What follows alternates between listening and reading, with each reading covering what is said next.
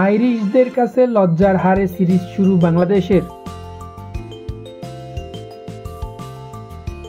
১৮২ রানের টার্গেটে ব্যাট করতে নেমে শুরুতেই চাপে পড়ে বাংলাদেশ। এরপর একাই লড়াই করেন কেবল তাওহিদ হৃদয়। তবে অন্য প্রান্তে নিয়মিত উইকেট হারায় টাইগাররা। এতে আইরিশদের কাছে ৩৯ রানের বড় হারের লজ্জা পেল লিটন দাসের দল। এই হারে ৩ ম্যাচের সিরিজে ১-০তে পিছিয়ে গেল বাংলাদেশ। বৃহস্পতিবার চট্টগ্রামে টস জিতে আইরিশদের ব্যাটিংয়ে পাঠান টাইগার অধিনায়ক লিটন দাস। ব্যাট করতে নেমে নির্ধারিত ২০ ওভারে ৪ উইকেট হারিয়ে ১৮১ রান করে আয়ারল্যান্ড।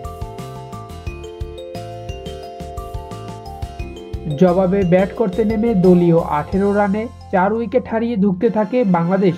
তানজিদ তামিম ২, লিটন দাস ১, পারভেজ ইমন ১ ও সাইফ হাসান ৬ রানে সাজঘরে ফিরে যান।